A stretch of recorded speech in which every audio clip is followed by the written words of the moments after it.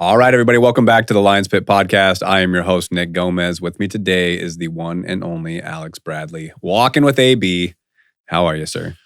I am honestly better than I deserve and just grand. I think grand is underused, and I feel pretty grand, honestly. Yeah, hell How yeah. are you? Interesting statement to start with, better than you deserve. I would like you to elaborate on that. I think, to say that, I do feel like I deserve to feel pretty grand, but That's what I'm saying. I feel like finding the ability always to just like find a miracle in the mundane. I think one of the It's cool such things, a beautiful thing. right? Yeah. And we'll get into that. It's probably one of my favorite things. It might be a new tattoo. Sorry, Pam, mother, but I'll probably get one of those. But I think just taking in, we could think about all the things that we have to do after this podcast or all the things, and just like being able to sit in the car, talk some stuff off screen, have some time as a friend, and just not feel in a rush.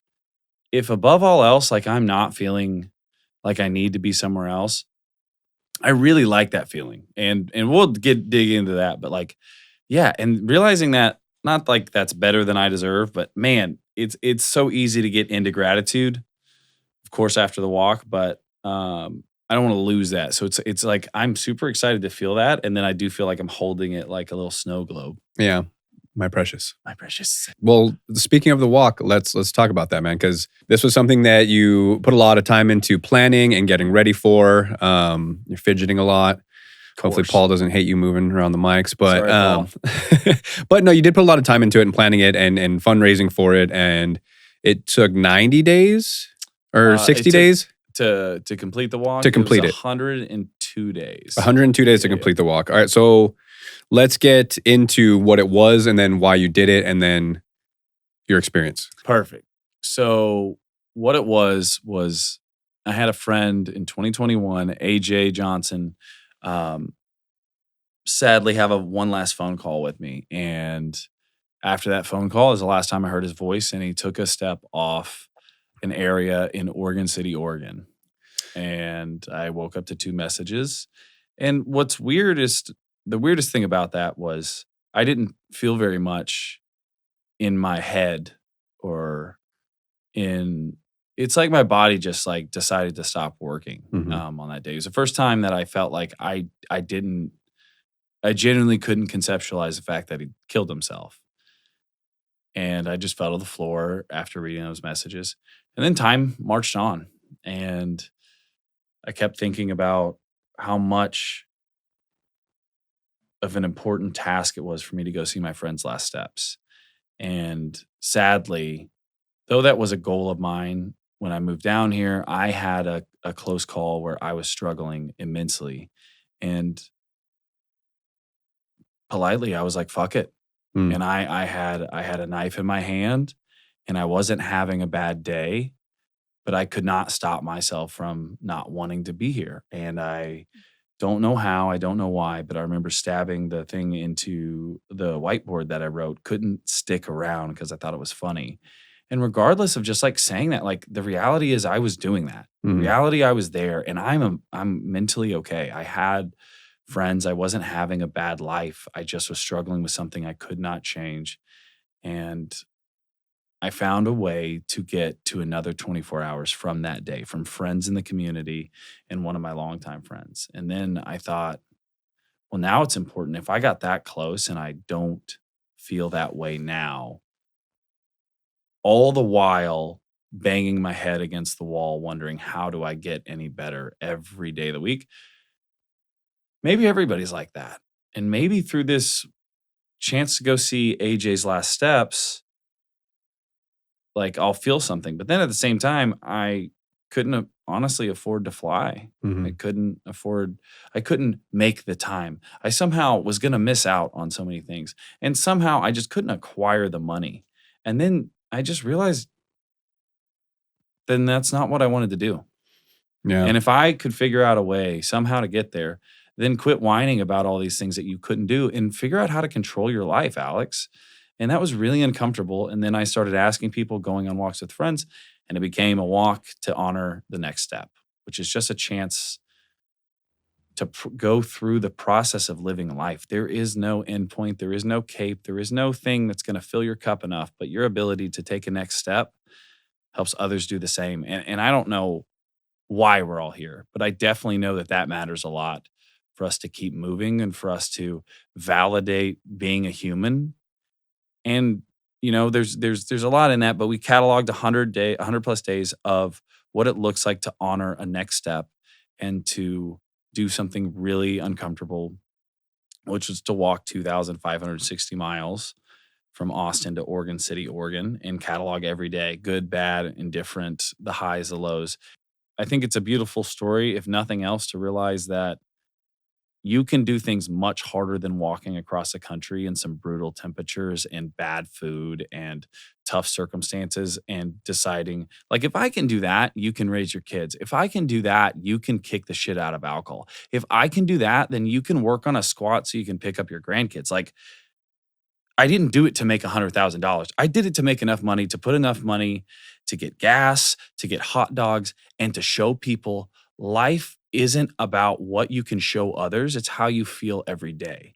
And if I could find a perspective to be happy and to not happy, if I could find a way to just enjoy it all in those circumstances, you don't get to buy that. And you don't have to look around or validate yourself by what others think or feel. And if that takes people away from self-sabotage, because that sucks, I don't know why we do it, why we have a tough time sleeping, why we escape from the present moment. We all act like it's something that we don't know what we're doing. But most of us, if we were to look at the things that we do behind closed doors to ourselves, we would treat ourselves and others better. Doing the things that are behind closed doors and how you treat yourself, like throughout the walk and on the journey, like just figuring that out. There is not a lot that you can genuinely or logically or emotionally actually feel unless you are walking your walk. I've realized that a lot of people like to say things, and I like to say things that, like, I'm doing the X, Y, and this just isn't happening. And uncomfortably, the reality is if we slowed down and made the steps small enough, you probably can take steps forward. And if you love yourself enough to be that direct with yourself, you're going to not only have like more empathy with that and like things will get grander. It's so interesting how the walk did a lot for my mental health. Though all it was telling the story of, man, just stick around. Like, don't even worry about how you feel and validate it. But like, it's not step 1. It's not step 200. It may not even be step 4 million, but you made it to step 4 million. And that's a hell of a lot better than whatever you were going to do. Like, there's no do-overs. And I was able to make it through a night because of good friends and a walk. And then I was able to tell this story. And I have so many conversations that feel real.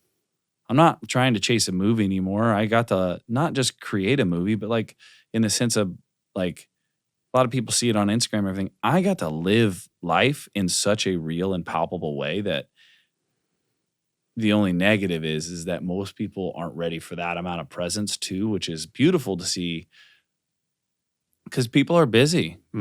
People want to find that security. People need to make sure that they have another dollar bill on their table or that someone is validating them, or more importantly, that they find the love of their life and enough time to enjoy it before it all goes to dust.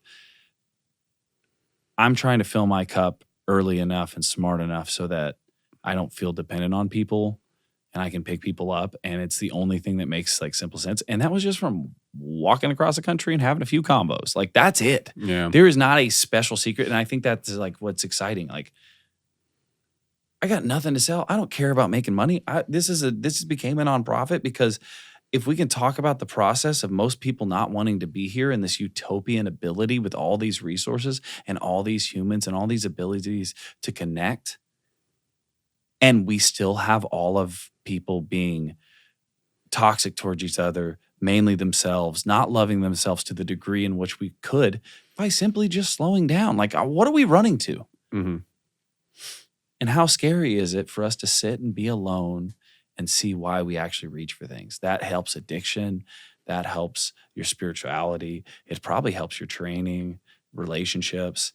God, I hope it helps me throughout a lot of this. But that now I have to walk that walk. And there was nothing other than just like being a human long enough to like look at things. What do I want to change? How do I want to do it? And how do I do something really hard? Mm-hmm. Maybe not 2,560 miles or 60,000 steps a day, but find your ability to reach a little bit further than you thought or do something you actually don't want to do. And I think that's a big deal. Yeah. I think, with this is totally not the same, but getting into the talk of like doing things you don't want to do. I think that is the biggest benefit of cold plunge, to be honest with you. Yeah. I think it's that like getting yourself into the habit, because then that makes other things easier. Whether it's doing the dishes, doing your laundry, make your bed before you get it. Like doing that cold plunge, that's going to be like, oh, fuck, okay, that might be the worst part of someone's day. And if you're making yourself do that, then okay, so be like, that's good. Because again, it creates a habit of like, I can do things I don't want to do and it's going to be okay. But yeah, I think, like you said, whether it's tiny steps forward or whatever, it's like, you just got to move, man. You just got to keep moving in that direction. Like, I mean, really, a lot of people will catch me and ask me some questions that especially from the gym or good friends, and we're in passing and they ask me, how'd you do this? How did you do that? And it is sometimes hard to integrate everything that I learned from 100 days of doing something I really didn't want to do. Yeah. I wanted to tell the story and I wanted to be able to be the man that could do that. But to be as disciplined as I was, I had to point out every bit of laziness. And that was grueling and uncomfortable. And there's no actual dopamine that's happening. Like I got to learn a lot about my body. I got to feel things and realize how I work. And that was, I spent a lot of time. I took a long walk for a shortcut. But like doing those things that I didn't want to do, like having all those in my bank now, I politely and respectfully have so much confidence in myself to suffer. Yeah. And not only suffer, but like, you do that long enough and then you're grateful. And then I'm not really practicing discipline at this point. I'm just kind of doing that. And people can't validate their ability to hop into a cold plunge sometimes because they don't think that is tough enough. And like, I think, like you said, like I keep telling everybody that I know, like somebody was like, I took 100 classes at Correct, and he was like, that's a big deal, but it's not a huge deal. And I was like, don't deny yourself a chance to celebrate yourself. Mm-hmm. If you can't feel happy about that for yourself, like you won't celebrate others, and like, just like give yourself a chance to be happy. I think that's what I learned on the walk. Cause I've lived on Spam and rice. And I think people underestimate that that's where it is. Cause I'm genuinely like, this isn't even podcast answer, life answer. Like I'm genuinely having a hard time as I integrate back to look at so many people in the eyes and wonder, what the hell are you even doing? What are you going for? Not in a bad way or an angry way, but in like a judgmental way. I want you to feel so loved right now. And it has nothing to do with anything that you're incapable of or anything that you've done. Like it's just being. And I don't know how the hell you feel that until you're aware enough that you don't have to do anything to get it. Yeah. And if you're feeling like, I just think that's a big deal. It's so silly as I come back. Yeah. I mean, it was wild to watch from our end, from my side of the phone screen. For sure. But it was cool to see all the different experiences because you did a good job of like narrating it, and you and Nick. And a little shout out to Nick, man. He what a soldier. He went with you and he was there the whole time, right? I mean, yeah, poor guy had to see me completely. What's his last name again? Nick Estes. Estes, that's right. Just in the nick of time is his Instagram, which honestly became kind of a thing for us. Like I would look ahead and I'd see the van and I was pumped. And Nick also got to have an unbridled, very honest Alex. Yeah. A very broken human trying to figure out how to do something great while failing every fucking day. And that guy got to deal with a lot. I bet. And grew a lot too. Like, he actually shrunk a lot. Yeah, exactly. Yeah. he lost a lot of weight, dude. Yeah, he looks great. Worked out and was running and moving things on the side of the road. But yeah. Sorry, to your ode. Yeah, we had to capture a lot. We had to do a lot. And yeah, I wonder what it was like on the other side and what what it made you guys feel. And frankly, like, I don't know how to give people what I felt on the walk, because there'll be 1,000 words. But I think knowing what questions do you have? Like, what nuggets of or like weird moments? Because there's so many. I'm like a cat with yarn and catnip sprinkled on top of me, but with a big ceiling fan at this and a laser going somewhere. Yeah, like I'm great, but you gotta sit with me at Cracker Barrel on the rocking chair, and I'll just go down the trail because I'm not worried about time right now. Yeah, nothing beats a good rocking chair, by the way. Oh God, yeah, it's so nice. I love them so much. I'm gonna build one. I think you should. You ever take woodshop? No, but I've watched Parks and Rec. Derailing now. Yeah. Took 4 years of wood shop, so I know. Yeah, I'll make you a hell of a birdhouse. Yeah, but like watching you again, because you went through a couple states I've lived in. You went through New Mexico, you went through Arizona, which I lived in, Oregon I lived in. Yep. You went through California, yeah? Yep. California I lived in. A little edge of Cali. So again, watching you go through a couple of spots, I'm like, oh man. Like, yeah. Like you're getting to experience it. Like, have you ever spent any time in New Mexico? No. Yeah. Like, there's you? there's some, my mom grew up on the reservation in Arizona, the Navajo reservation in Greasewood. So I got to like do stuff like that. Like, I went West Texas, which I've never been through. Oh, it's gross. Except for playing in Odessa, Permian. 65, you played there? Yeah, 65-28, if anyone wanted to know. You beat them? Wow. That's right. Friday Night Lights, well, baby. I got to, your high school from Oklahoma went down there. Yeah, man, it's so cool how other states, like big states, do that. Super New Mexico fun. never did. We played in baseball tournaments. We'd play teams from Texas, but never like actually during the school year. One time, maybe twice. So one time we played in Clovis. Sorry, that's total hijacking your story. I know how to bring it back. Yeah, you do. But so yeah, we played a Texas team in a tournament in Clovis and an El Paso team in a tournament in Albuquerque. But like our football teams never did that kind of stuff. So it's so cool to see like, a big time like Oklahoma team went to go play a big time Texas team. It was so fun. We lost by 1 point in state, and they won state in Texas, and we beat them 65-28. And I'm not saying we were great. We were just better conditioned, which was awesome. But all that to say is back in Odessa, see, tied right back. Yeah, circle back. Right there, oil country, awesome people, got to have an interview, things are going up. I'm looking out for rattlesnakes. Their water tasted the exact same from high school to then. And I'll tell you right now, I love you, Odessa, but don't drink their water. It is just hard. Yeah. It's hardy.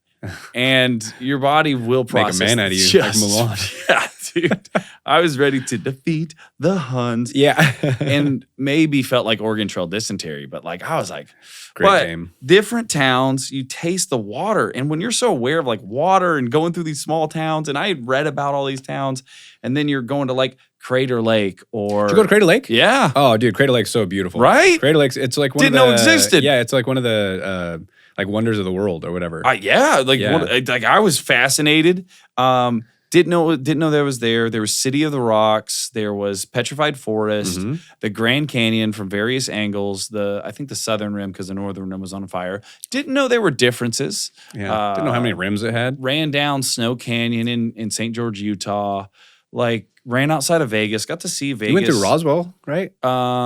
Did you not? For some reason, I thought I remember seeing like a bunch of the area. alien Bryce stuff. Canyon was an area. I think I was near it. The Gila Wilderness. The Gila Wilderness, yeah. The highway just stops, just is done. Like there's so many little things that I think are along the way. And like as you go through those towns, like you see people. And in Austin, and I don't know, with social media, with a lot of people, and I'm not saying like it's all of us, but we live in a bubble.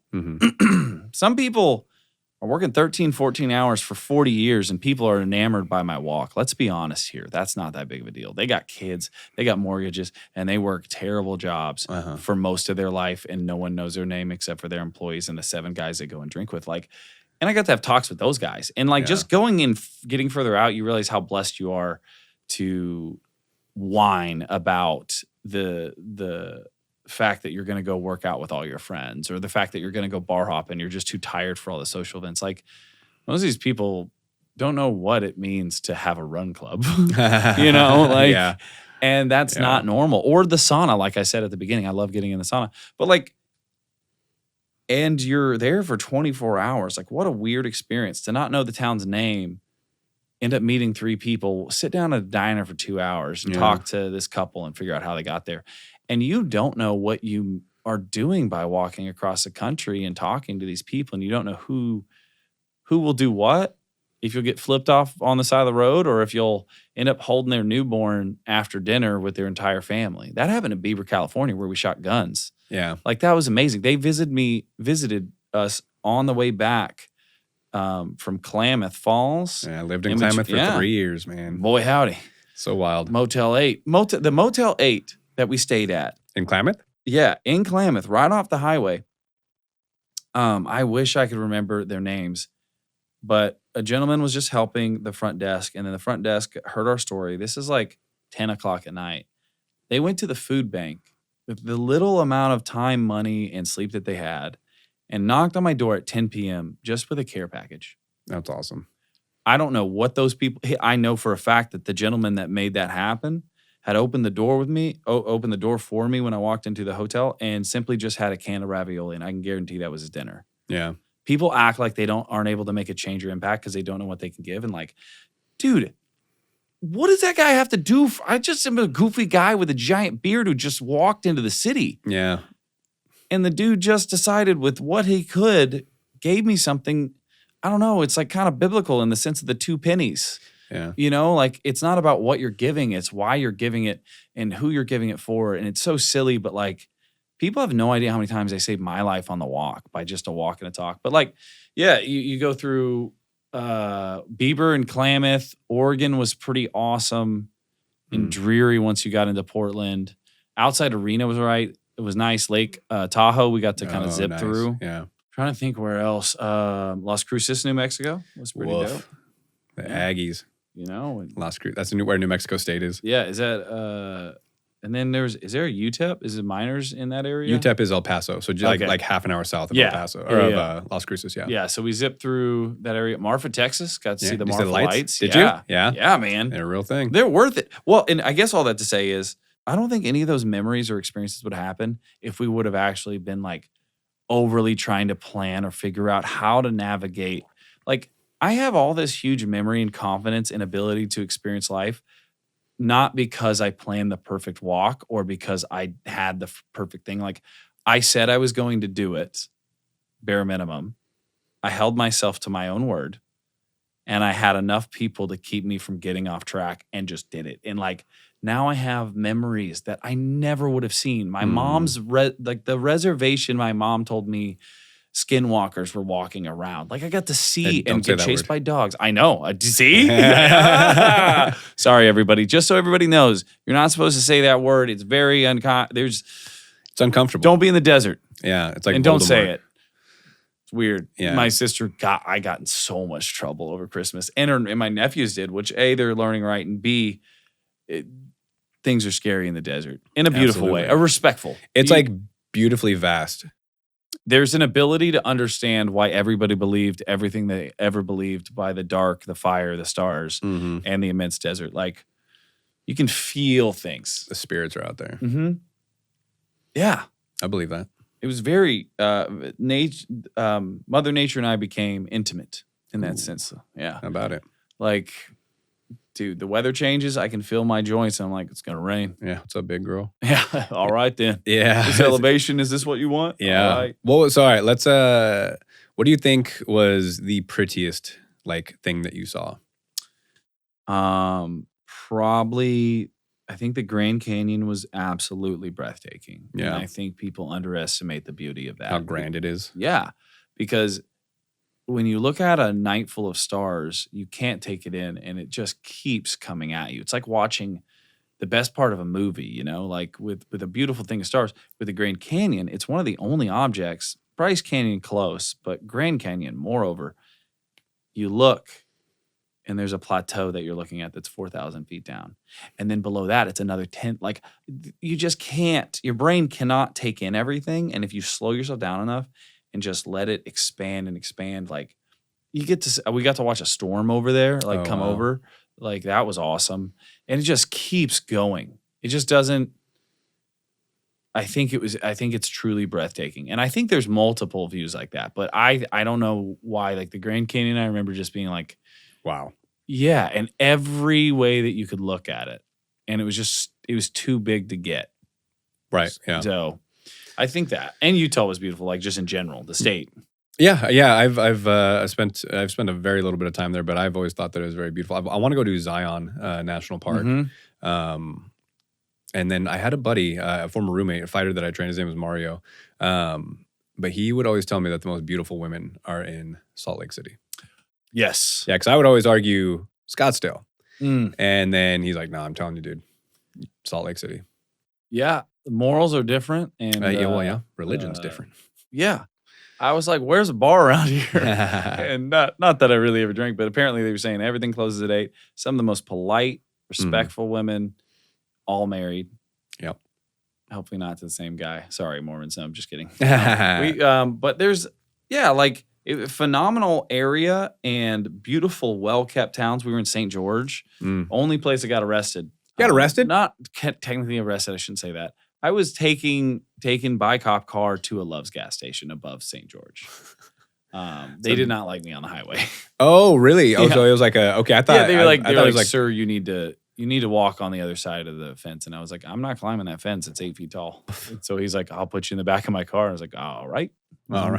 Bet. Yeah. Interesting. Because I have food. Yeah. You got snacks in there? I've seen the Grand Canyon, and I agree. It is like wildly uncomprehendable. But I think Crater Lake's prettier. So Crater Lake, the only downside was it was tough to take in because there were so many pieces of the rim that was closing because the snow was starting to really pack in. And it happened fast. Like, not like I've fast, been up there like, when it's snowing. You're just like, this is now a problem. Yeah. This is incredibly unsafe. And just, which I did like that. Crater, I wish I could have explored more. But it was also, I think you're kind of high up, aren't you? Yeah, it's high enough to get like your good wind, snow. Because the wind is just whipping you. Yeah. There was too much stuff closed, but I wanted to check it out because like there's even like a floating ship or something there's an island. Yeah. Yeah, Wizard Island is what it's called. So I wanted to go check out. Yeah, I know. Find Harry Potter. But it's like the top of a mountain that got blown off by a volcano and has somehow turned into a lake. God, it looked. Yeah, I will say that was breathtaking too. That's worth taking in. Crater's where I would want to live. Like, it's gorgeous. Yeah, heavily wooded. Yeah. It's gorgeous up there. I agree. That's like the kind of place where I'm like, all right, I'm just gonna escape. Yeah, even the drives, the walks, like. The in-between, people don't give America enough credit for what we could be viewing in our national parks. That was one thing, too. I wish people would just pick a national park and go. There's a reason people, like, I want to see every national park, like. Yeah, like, go buy a pass. Like, just, you're wasting your time thinking you're going to get anything else. Like, go to Bali and party your ass off with all your friends, and then walk with your grandma on the Grand Canyon. Yeah. Like, go. Just because it's free, and also you'll just realize how much of that can disappear. We lose funding for those places, and I love capitalism in the sense of what it can provide those ways. But like legitimately, national parks, like there's things that we don't get to see because the world will change regardless if we care or not. Yeah. We're just gonna evolve, and things are gonna change, and mountains are gonna blow up, and all this stuff. But right now, we have sections of land that you can go to for fractions of dollars, and just look at like the most beautiful, things, and camp for $10 to $12. And I'm just saying that because I didn't expect to feel that way. Yeah. There's state parks, there's national parks.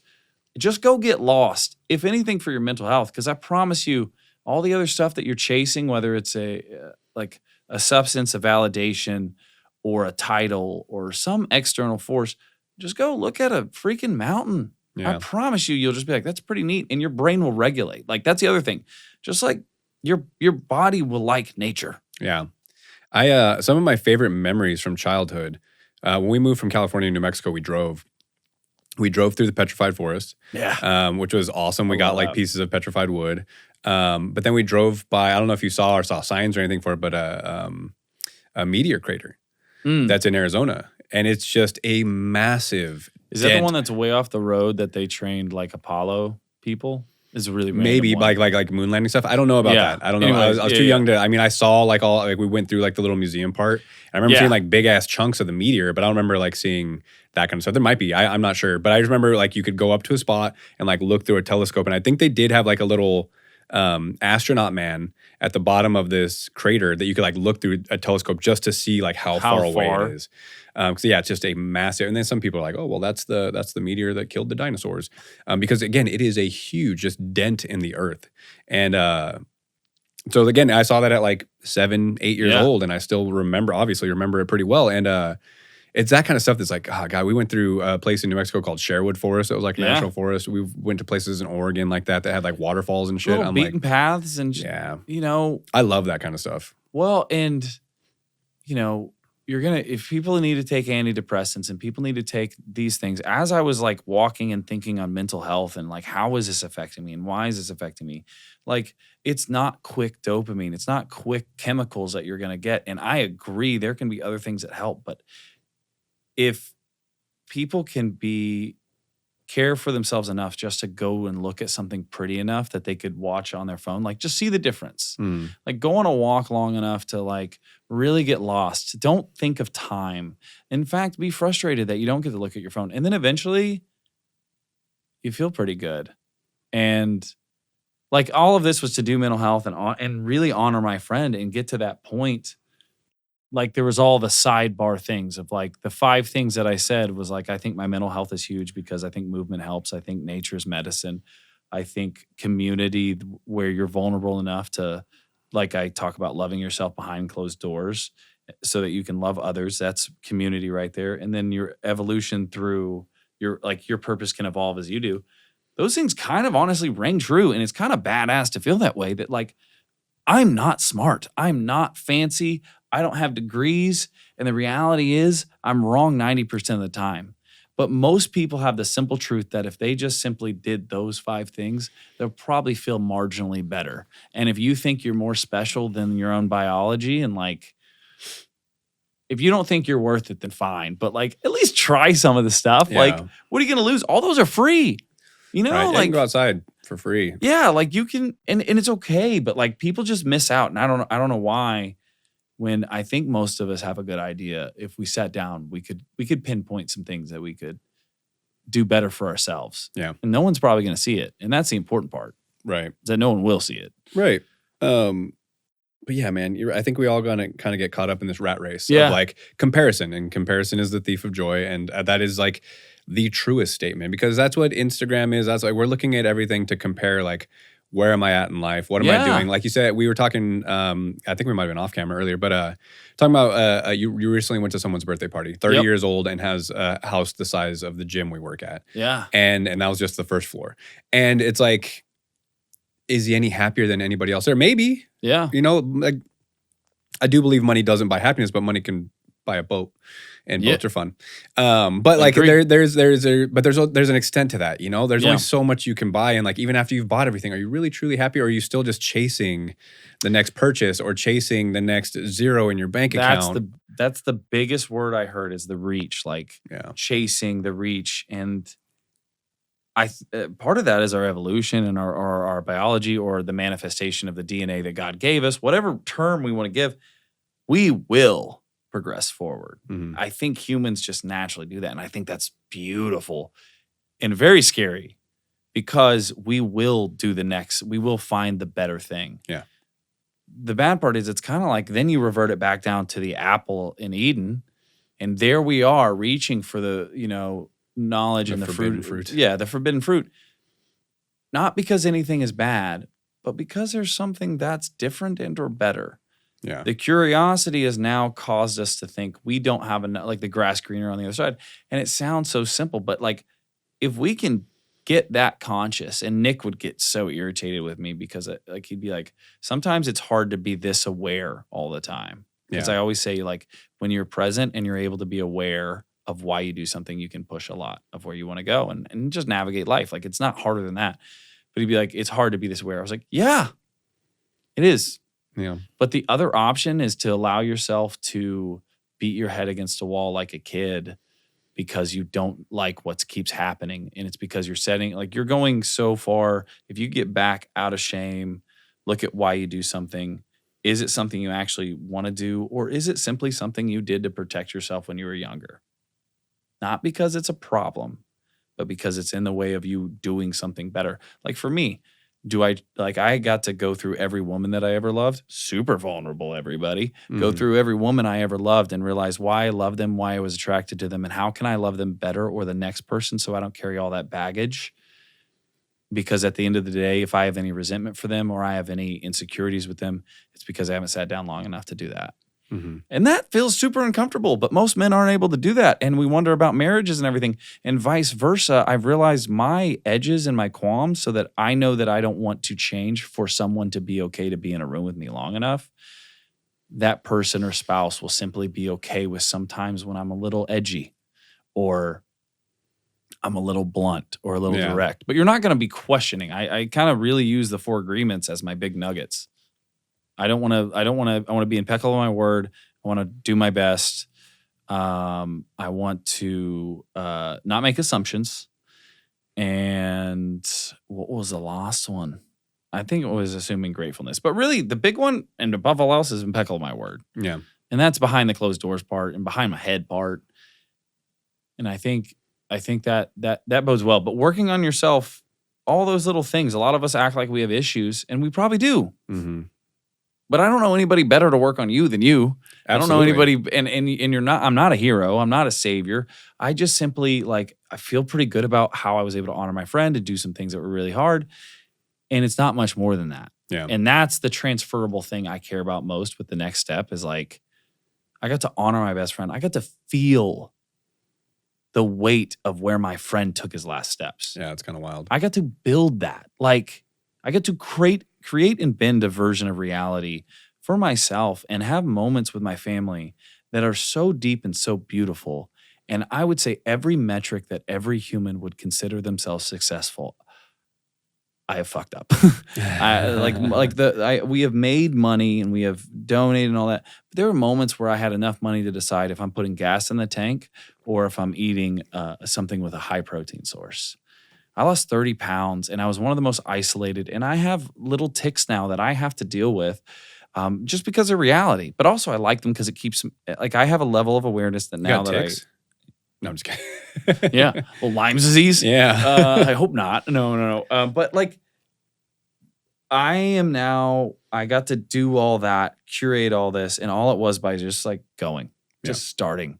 And I'm really nervous about losing that ability to feel that because it's so easy for us to really just make it harder than we think and just not do the things we said we were going to do. Yeah. Dude, everything comes down to if you're going to speak it, think about what you just said. Yeah. You don't even have to actually follow through because once you start doing that, you realize how much you tell people things that politely you don't have to. Or you can work on yourself. I try to correct everybody under the freaking sun, and I realize that I'm just trying to control things. Yeah. Sometimes all the walking that I've done, being still is the best way that I move forward. And that is hard. Am I working to be busy or am I working to actually improve things? Am I excited to do the podcast with you or am I trying to get it over with so my nerves don't feel as bad? Fuck my nerves. I'll figure those out later or whatever those are. Figure it out. Figure it out. And don't bypass anything. I enjoy being present and I'm worried that most people will read that like that and assume then all it is then posting videos and doing something or whatever, or that it's just that was really hard. I can't do that. I walked. Yeah. That's it. Now, kind of to speak about or to speak what you're just talking about. For sure. Are there any practices that you're going to keep moving forward? For sure. I think, like I said, the impeccable of my word part, being able to be aware of the nuances that you are, basically what makes you you. The biggest thing is my routine. I want to cultivate a routine that I get at least 6 hours or more of sleep. Some people go for more. I wish I could, but something like that. I'm going to try to write every day. Nice. Just out of habit. Yeah, you're writing every day on the journey. Yep. Nice. I had it a little more detailed, but I at least want to write my name every single day and start from there. and I have a few ways, but like I have a few very simple things that are going to indicate that I'm living the life that I feel is like I feel the best. Mm-hmm. And that's not going to be correlated to the expectation of how I'm going to live 5 years from now, everything. I still have goals and everything like that, but I don't want to miss, like, we're such a breath of vapor. Like, we are gone in milliseconds if we really think about it. And like, this podcast is almost over.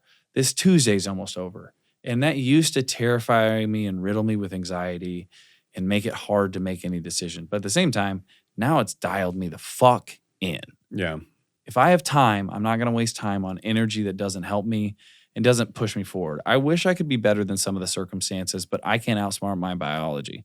Therefore, to keep my head and dopamine levels and everything regulated, I'm going to keep my routine as structured as I can so I can always be the best that I can. And if that means setting up the boundaries that everyone is worried about doing because they'll lose people, I need to politely and respectfully get over myself to let people love me exactly where I am. The biggest thing is taking my own mask off. Like if I feel weird, I'm going to let people know. Yeah.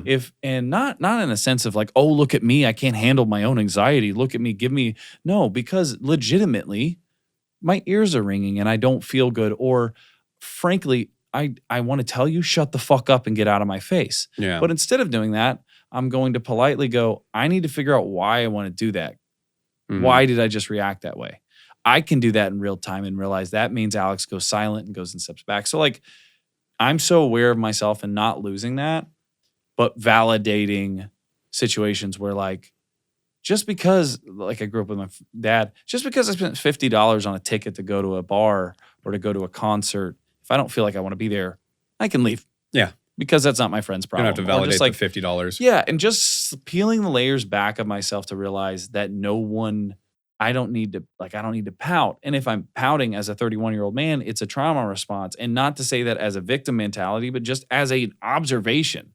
I'm so observational at this point that in moments where it'll be like, where situations like, where are we going this way? Or why didn't you type in this address? I will be like, hey, logically, the Torchies was there and that's where you're supposed to turn. Did we go north or south? I'm not sure. Can we find enough details before we walk randomly in a direction? And like, that's not discounting anybody's ability. It's just me being like, I don't want to walk that far. I want to navigate. Let's find the best option. And that goes from finding a car to how do I want to love a woman or to how do I want to love myself? Yeah. It just works. And I'm that vulnerable to like, no one will assume how Alex feels if they ask me, or if they are assuming, I'm never going to know because I don't really care what you're thinking behind your head. We're far too busy trying to get ourselves through life. Yeah. That like, opinions, the Joneses, things. I love being where I am because I genuinely, if we go back 3 years, I didn't know if I was going to make it. I was so worried about what an ex thought of me. I was so worried that I couldn't find love because I was so worried about what this woman would have been to me if it would have worked out. And then I was stuck dependent on someone else. And the bad part is, it's not even the fact that that's a heartbreak story. It's the fact that I couldn't love myself and love her enough to not reach for something that I could have filled the whole time. Yeah. And I could have grown and learned why that made her trauma responses happen. And now that I'm talking about stuff like that, from just walking to honor my buddy and to have been so close to ending my own life, and all it was is just slowly doing the things that you read a book, you feel a little bit better. You put a little more positives in your life. You talk to people that care about you, that aren't going to leave, that are going to tell you to grow up sometimes. You're going to realize how much, like, one of the biggest things is like, I'm so honored to realize how much debt I owe to those who raised me. I can't even imagine how much they gave up for me to be in better spots. Mm-hmm. I'm trying to make sure I'm okay. And I'm number 5. And my mom has fought through hell and high water at ages that I'm just simply trying to figure out if I'm going to have oatmeal or fucking eggs. Yeah. And she raised 5 kids, fought through many glass ceilings, became a principal, got her doctorate. And I'm over here being praised for going on a fucking walk. Like, And that's everybody's mom. Yeah. That's not special. If you were birthed and you know your parents, like they gave so much. And if they were pieces of shit, at least look at that you're not the product of that. Because my mom did that with hers. Like, and my dad, like just you can find so much that so many people gave you because they don't have to. Live long enough and realize no one has to give a shit. They could have left your ass. You could like, you don't have to ever be in a situation you're in. And the fact that some people outreach your hand, like it would happen on the walk, the fact that I did a walk for a friend, like that stuff does mean more, and that does make you rich, and it does feel good. You just have to do it long enough to realize you want to do it, not because you're doing it to get better. Yeah. And like that, I don't know, like we're all broken, but let's at least make it a fun ride. Like we don't have to hate each other. We don't have to hate mainly we don't have to hate ourselves. Yeah. Because if you're busy yelling at someone, why does it need to be so loud for it to be right? Yeah. That's crazy to think about. I've had that thought like with my parents as well. Like by the time my mom was my age now, she was like getting ready for her first son to graduate high school. Dude. You know, and had 6 kids already and had been married for 20 years. And like, it's the kind of thing where I'm like, yeah, like you're saying, like, I'm worried if I'm gonna have oatmeal or eggs. That's my biggest decision of the day. Yeah. I'm like, well, you know, for my workout, do I want to do staggered stance deadlifts or regular deadlifts? Like that's my biggest concern of the day. Am I going to go to the gym at 3 or 5? I know, yeah. Do I want to take a nap now or after the gym? So again, I think sometimes you do have to like kind of take a step back and when you realize that aspect of it, like what all did my parents do? Because I've told many stories of my parents on this podcast, and my mom has come to grips with it, but like there's a lot of times where she'd be like, why did you tell that story? Like why did that, like why'd you do that? Like that's so embarrassing for me. I was like, I get it. Like it is embarrassing, but like I know that you were trying your best. I know that that's not how you wanted it to be. And if I don't tell that story, it's making my story not genuine. Because that's very much a part of me because it's how I was raised. Those are my earliest imprints. And also, like, damn, good on you, woman, for surviving that. Like, we went through some tough shit, and and it's just one of those things. Like, when you realize, like, how like me realizing how grateful I am for everything that my parents did. It's like, good job, mom. Like, you're over here sitting embarrassed. Like, you're like, she's like, well, your aunt follows you online, and she didn't know that we were homeless at that time. And it's like, well, mom, fuck, dude, wear that. Yeah, that's a like 1,000%. Wear that because, like, you know what, you survived it. Because I was like, for the longest time, I had like a bit of resentment towards homeless people because I'd be like, my parents were homeless with 4 kids and got their way out of it. Like, what's your excuse? Right. And now I'm like, oh, no, that's such a terrible thought. Like, because well, you just get more empathy the older you get. Yeah, and also the deeper I get in my faith. Because like, you know, we've had many talks about faith, but like Jesus was never found with the aristocrats, the movie, aristocrats. Yeah, we'll get into the movies later. Yeah, but aristocrats, like he was found with the homeless. He was found with the broken, the needy, and that's what I am. I was homeless. I was broken. I was needy. Yeah. And who was there with me? Jesus. Like I had God to like get me through those hard times. And I know, and I, you know, we've had talks about it. Like I'm very set in my faith. I'm never going to push it on anybody. Yeah. But I know that with 100% certainty, I wouldn't be here today without that. And so who am I to drive by a homeless person on the corner and just have awful thoughts? And I got into a good habit of like, when I felt those thoughts creeping in, I'd pray for them. Right. Yeah. I'd pray for, I'm like, you know what? I hope this person finds safety. Yeah. You know what I mean? And you're putting a pattern to practice empathy versus resentful care, or you know what I mean? Like, because you do care for those people. You're a good person. It's not a lie that you want better for them. But you're looking at you're like, why couldn't you? And now you're looking at them and you go, your prayer, your thought for them. Then you're just like, man, I hope they see it. And if they don't, like they do the best they can where they are. Yeah. Because for a guy that's not very religious and in the sense of absolute doctrine, there is beauty in the fact of, man, when you can feel that love towards someone and it's genuine, that means they can't give you something. I'm not trying to make sure you like me.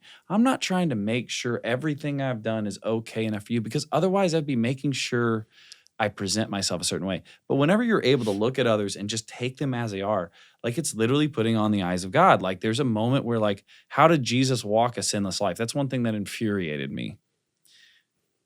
Well, he didn't do it because he didn't want to. He genuinely wanted to walk these certain ways. And I'm not saying I got to walk these paths of Jesus, but I went from, to tie it back in, I went from wanting to walk on water and wanting that miracle to finding every miracle and every breath and every step that I took.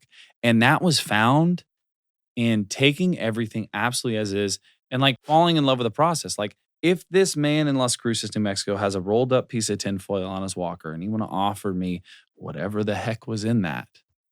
Probably meth. Yeah. Very. Yeah. And, at 9 a.m. and he's a 70-year-old guy, I could look at him and be like, fuck that guy. I cannot believe that he has ruined his life and how upsetting. And I wish he would do this. Or like you did, simply, that's not how you want to act. And you give a shit about that guy. Yeah. At the end of the day, you actually have a heart for that guy. So then what do we do? I don't know. If it's a bottle of water, it's a bottle of water. If it's a smile and a nod, it's a smile and a nod. If it's a prayer, it's a prayer.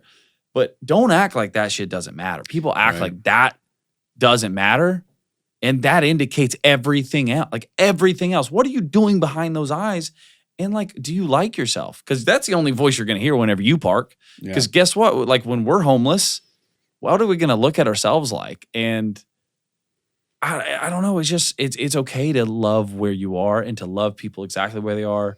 And like, kind of like you said about your mom too, like, when I came back for the holidays, I think being able to love everybody exactly where they are. My family's not perfect. In fact, they're goofballs. Yeah. I'm a goofball. We all have our own tendencies, but like intentionally trying to love people where they are, whether they're homeless or your family, like, I don't know, like that is the Jesus thing. That is the walking with God thing. I have a thing that I say for at least most people, especially after this walk. With everything I've kind of seen and experienced and felt more than understood, that God is the blanket that we throw over the mystery of the universe to try to like put some depth around it. Because even in most of the scriptures, God is unfathomable. You can't describe him. He's so large and vast and everything. And we put all these things, all at once. we put these things similar to gender and deity of what this God is. But at the end of the day, if you've experienced what it feels like to either have like, say, the Holy Spirit or connection or a moment where you can look at another conscious being in the eyes and realize you both are glad that you're here and it doesn't make any sense that you can both understand that you're like, that's such a beautiful thing because I don't know of anything else that will give a fucking ounce of joy better than that. Yeah. Your phone doesn't give a shit about you. Your boss politely has a transactional opportunity to care about you. Like, you have to go above even your deepest relationships and love the shit out of yourself to experience the fact that you're here. And the odds of you making it here, like, are so small. And all that to say is, like, I went through the pain of losing my friend walking across the country, and I had conversations that became real. Like the conversation you said that you had, off with your brother. Those are real. I had shit and convos with my brother that I never want to do, and I'm the whiny little brother, and I had to stand up to him. And, there's just things that you have to do because you love them past being comfortable.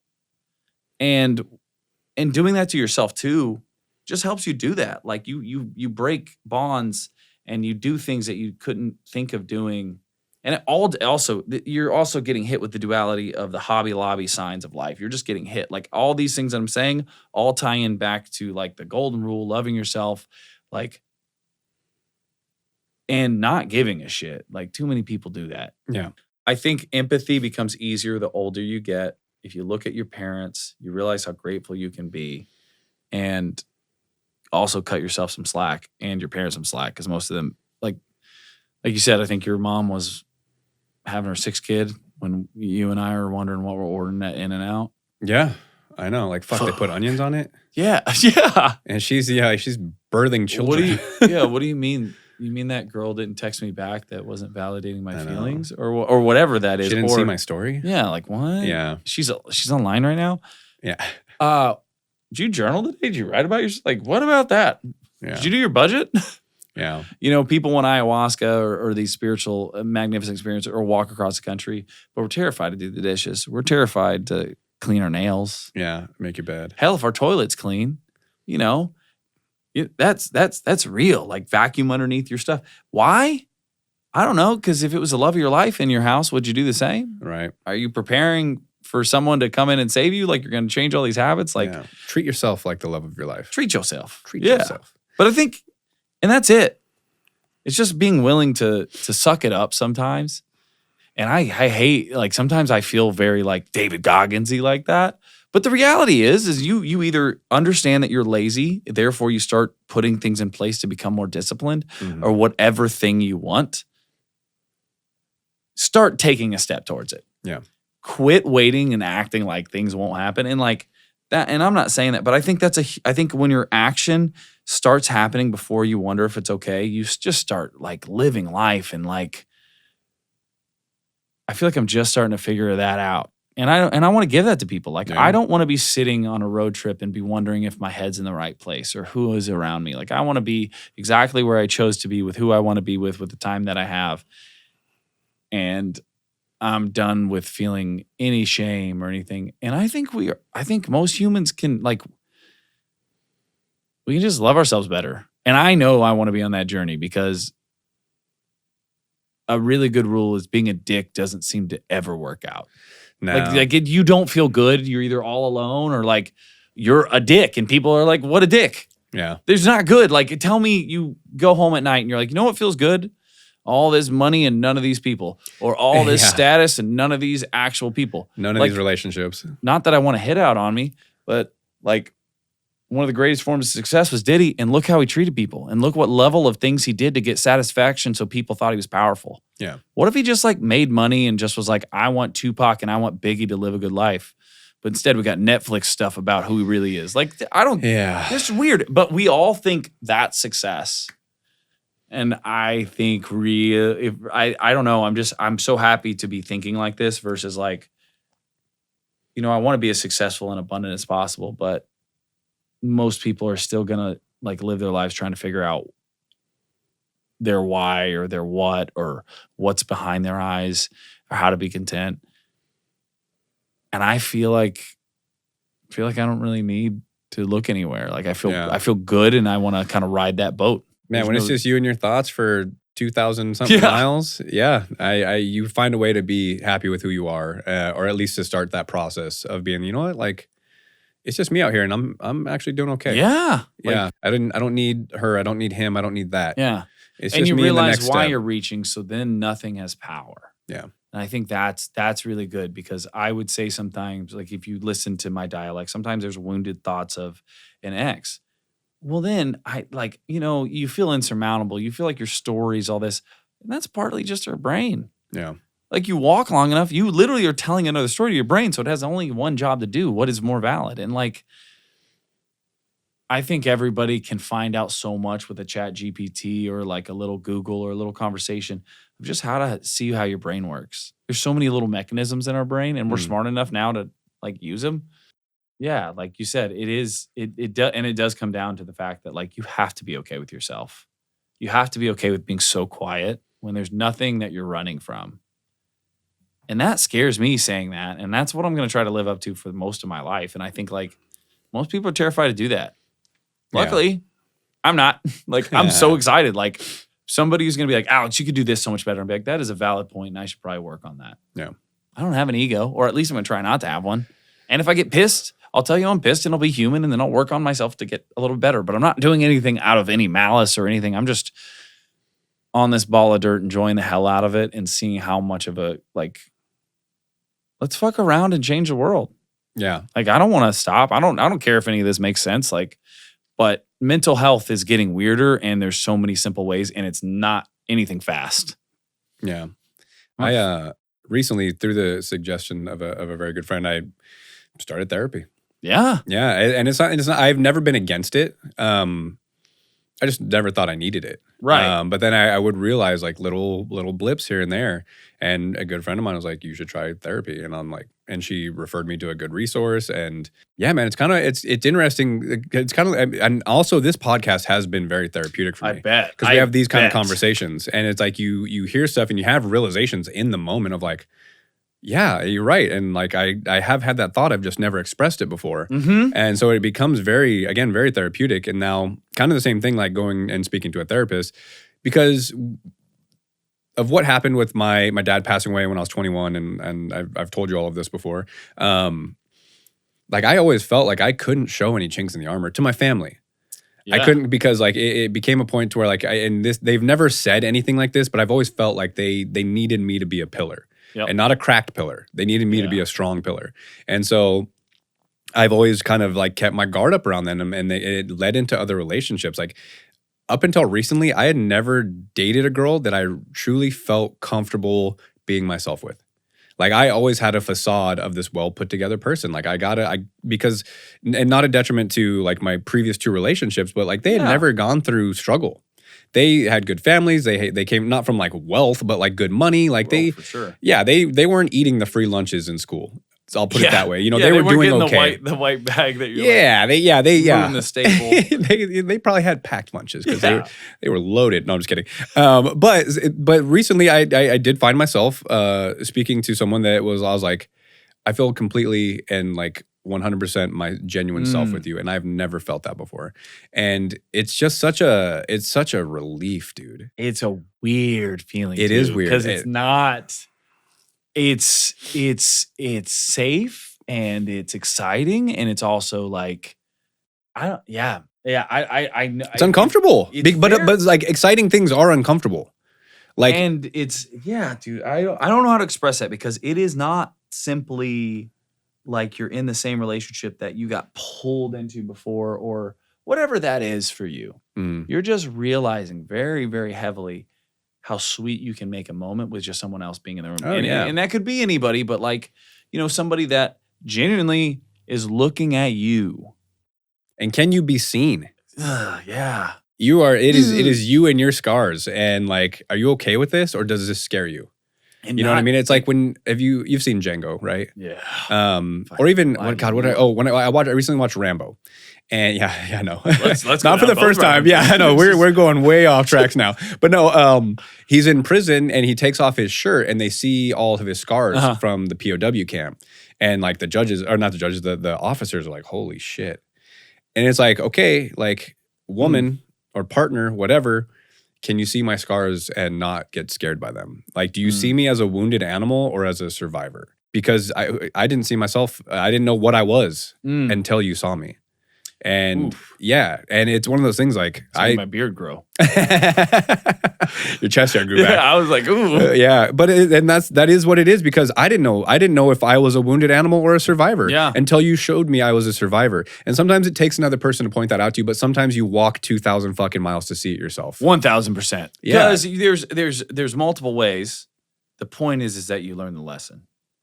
Because it seems to be like I said, you're just gonna get hit with all that shit again and again and again and again and again. And if people want long-term relationships, they have to be able to sit with themselves and shit like that. And like you said, like that nugget right there, accept do you know how uncomfortable? Fuck it. We're on a podcast. Let's talk about vulnerability.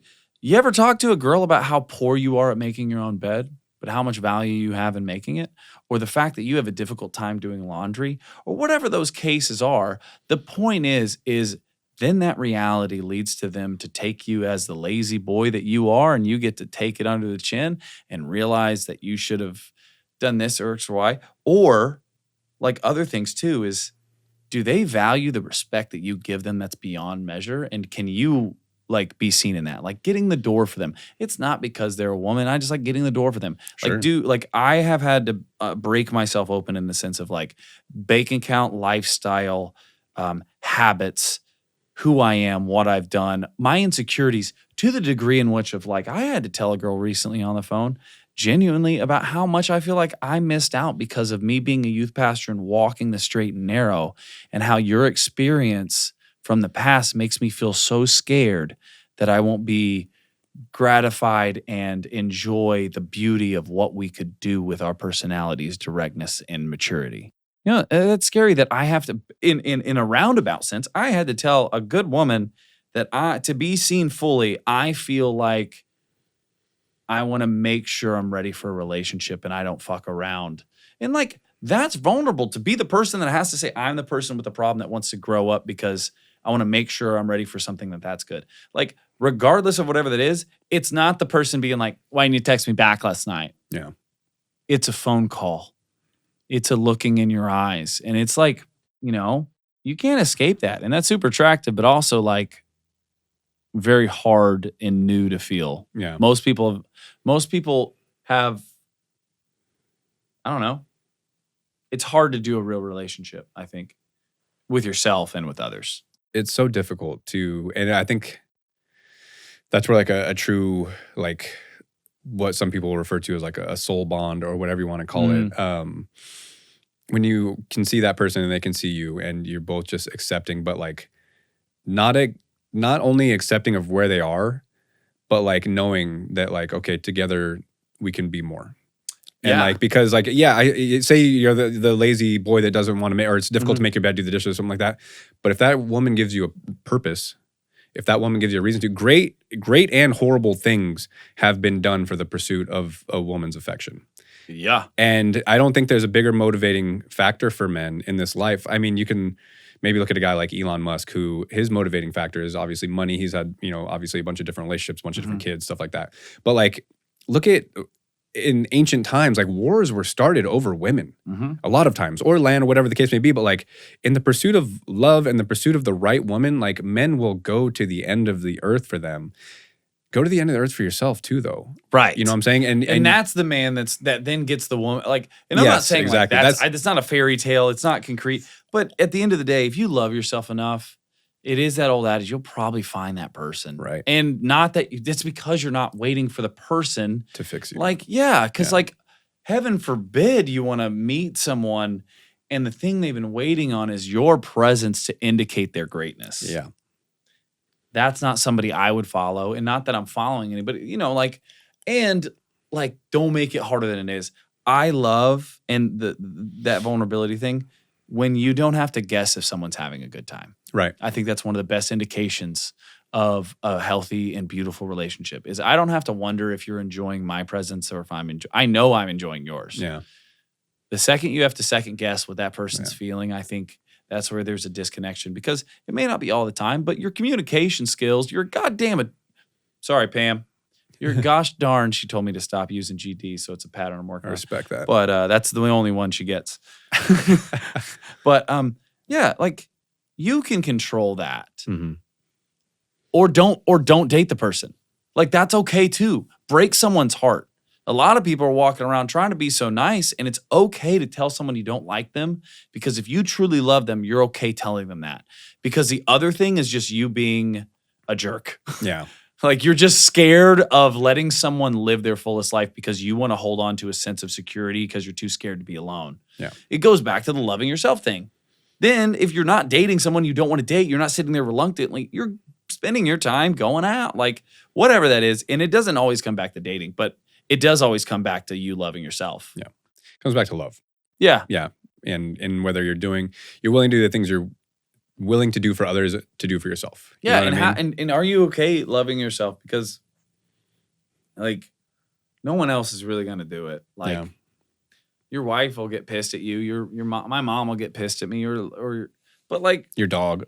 Yeah. Yeah. Yeah. Your dog gets really close. Yeah. Benny. All right. Real quick. Yeah. Before we put a pin in this, part B of a question I asked you earlier. What was the worst thing you saw? Like, what was something you're like, oh God, I never want to be there again, or I never want to see that again? I think there are probably two. The one that I want to talk about first, real quick, was doing CPR on that guy. Yeah. And I think what was hard, again, being a little bit void of emotion in that time. But nonetheless, that will sit with me forever. Yeah. Just like, I didn't want to see that dude die. And then when you're walking for mental health, it just correlates back to that love thing. If that guy would 15 years back, I don't know, loved himself like it was his son or something like that. He was in his 70s, crashed his car, intoxicated, had a stroke either during the crash or on impact. And then from basically 3 o'clock to 6 o'clock, he was, He had CPR with us for about 15 minutes. But that was basically the end of his life, curated by a set of bad decisions. And that was hard to see. And hard to see because I was okay. Yeah. It just was another body. And I'm doing a walk for mental health. And I have to justify my own eyes being okay with looking into another man's for like 15 minutes as CPR was happening. And just kind of realize the reality that happened. But it was nice to look at that situation and ache over how it happened versus wondering why this isn't fair. Mm-hmm. And then the last one, the toughest thing to see was just the state of the spot where AJ jumped in Portland itself. I think it was really sad and hard to take in because of the weather. And yeah, there's just I think people go to Portland and looking over the paper mill that he looked at and everything. It was just that was really tough. And appropriately bad, and glad that I experienced it was the legitimate last known steps of AJ. Yeah, the last things he saw, you saw. Like that was, to look over that and to feel that and just to have that moment pause in time. In the moment I took my headphones off, all the world comes right back and has never stopped moving. Yeah. And the only reason why it stopped in that area is because my friend hit the fucking pavement. Yeah. Because, I don't like that should feel horrible for me. And it did. And yeah, and the saddest part is that somebody thought I was going to jump on that very spot just because I walked near that area. And apparently that's not that uncommon. And it's just like, what do you do about that? And knowing that not just, it wasn't even seeing, that was feeling. Like you just feel that down. So those were the two worst things, was that guy dying and then the ache of the last area in the state of that Portland as a whole, I think. All right, let's end it on a cheery note. Yeah. That was heavy. But I mean, again, it is beautiful. I've unfortunately had to do CPR on someone that didn't make it as well. And unfortunately it was my dad. But it's weird. It's a weird numbness. It's protocol, and then you deal with it. Yeah, and it was the odd part for me, and the odd thing that I was talking to my therapist about this. When we were in the waiting room at the hospital and they came in and they were asking what happened, they're like, we heard someone was there. Everyone's on pins and needles, but I was just kind of sitting there. And I remember distinctly thinking, because they're like, all right, well, because they asked me, like, what happened? What'd you do? And then, as a doctor's looking at me, he's like, well, we regret to inform you, he didn't make it. And everyone lost their shit, started crying. Yeah. I was like, okay. Like, I know. I would have cried. I would have cried if they said he lived. Because I just knew he was gone. Mm-hmm. Yeah, if they would have said he was alive, I'd have been like, no fucking way. Yeah. Like, if he made it, like, I would have been like, holy shit. That really made sense on that feeling. Like, we were like, you're almost like, I'll be damned. Yeah, that's a little rascal. Yeah. So it is important to kind of sit with those emotions and how you process them. But again, real quick, top 5 Disney cartoon movies. Ooh, okay. So we had this talk off camera. Right. Not in any particular order. I think I have to say that. Okay. But I hot take. Yeah. I said Hercules, Mulan. Walking 100 Days, you kind of miss out on some of your Disney repertoire. I did say Wreck-It Ralph, and that's genuine. That's Pixar, and it was great. Oh, I'm trying to think if a Toy Story makes it. Oh. Because one of those tells a great story, but there's 4 of them now. You said Disney, though, right? Because I almost threw Shrek in there, because Shrek is pretty epic, doesn't count. Dang it. I'm going to have to go... Dude, I think WALL-E's solid. Yeah, WALL-E's a great one. I love WALL-E. I know that was one that you kind of said, but I think that's huge because conceptually, the practicality of all that playing out is not far-fetched. We're getting there with self-driving cars. Humans are going to get too fat, their bones are going to shrink. It's going to get weird. Yeah. I would go, sorry. Yeah, no, I want to hear yours because I don't know if anything's going to tick mine back up. Well, maybe, yeah, we'll see. Number 1 for me is a Jungle Book cartoon. These are all cartoon or anime. Or Jungle Book's number 1. Man. Number 2 is Hercules. Yes. Number 3 is Robin Hood. I knew it. I'm a Robin Hood guy. I will say 4 is Aladdin. and 5's Mulan. Okay, see, that was important because Aladdin and the story behind Aladdin is one of my favorite things because Robin Williams took a pay cut to make that movie. Oh, interesting. Yeah. He was interesting because like I think he just wanted it to pass down for his kids. So like or whatever. That dude's tortured. That dude was tortured for sure. Again, super happy and joyful, but like what was he missing really? Yeah. Why did he chase so much cocaine and other things? But like hilarious. That's some of my favorite musical bars is the Aladdin. Oh yeah. 1992? Was that probably 92? right around there, yeah. I want to go thrifting now and look for those plates. Yeah. Hercules was number 1 for sure. Yeah. Hercules is my number 2. I mean, but you can flip a coin between that and Robin Hood. But number 1's I knew Robin Hood was going to be so high on your list because it's one of the greatest, like, kind of chill movies. Like, for Disney. Like, they made the snake have arms. Yeah, the snake and Sir Hiss was his name. But yeah.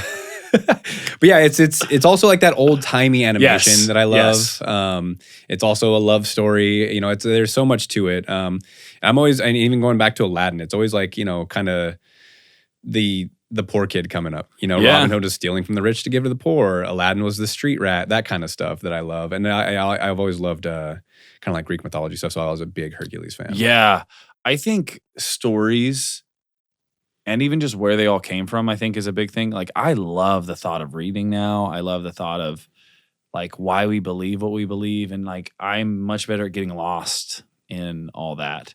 Because, like, yeah, that Greek mythology stuff is sick. Yeah.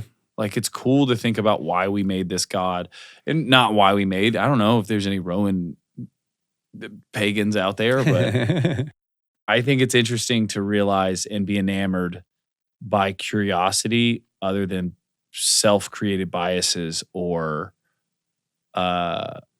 like fear. Yeah. You know? Because I feel like that's a really close line of everything that we learn. But like, yeah, because I want to learn more about constellations. Because I didn't understand. I couldn't see. I could just find the North Star. Yeah. I was like, there it is. And the moon.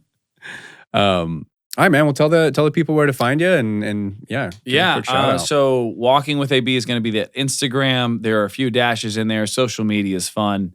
And there is the Next Step movement. I have finished the walk, but my goal over the next year is simply just to find some cool way to impact my community over the course of free mental health advocacy, whether it be a simple walk that I coordinate, and grow from there. Whatever passion you have, find a way to build a life worth living because no one's going to live it but yourself.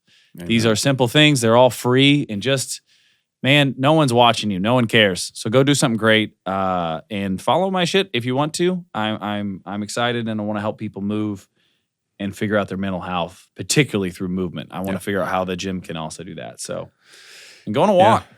Go on a walk. You can DM me. I'll go with you. Movement is medicine. Yeah. Yeah. All right, man. I appreciate you coming on, sharing the story. Obviously, like so much to talk about. So again, definitely appreciate you coming on and congrats on the walk, dude. Again, we had the talk last time you were on. Like this is a very like meaningful thing to be bringing awareness to. And you know, so many men struggle with it. There's a lot of pressure out there. So again, awesome job. Congrats on everything. Really, really cool and admirable. Like such a sick thing that you did. Yeah. And I'm excited to walk with that intention because the walk has stopped, but my steps still continue to see if I can carry all that through. Yeah. And that's the reality of it. Yeah. And that's what I'm excited to be around this community, be with you. Hell yeah. Appreciate it, man. Absolutely. All right, everybody. Once again, that was the Lions Pit podcast. I'm your host, Nick Gomez. Alex Bradley with me today. Appreciate you joining. Shout out to Set. This is the new nicotine alternative pouches. GetSet.co is the website. Coming out with a couple new flavors soon. Give them a check, especially if you're trying to quit nicotine. If you're tired of the crash or whatever the case may be, again, check out Set. That is GetSet.co. And shout out to Ghost Muay Thai, the new Muay Thai brand out of Albuquerque, New Mexico, making some of the sickest gear out there. High quality training equipment. Also sick patterns. They're really changing the game with what Muay Thai looks like. So check them out. That is Ghost Muay Thai. Don't forget to check us out next time, guys.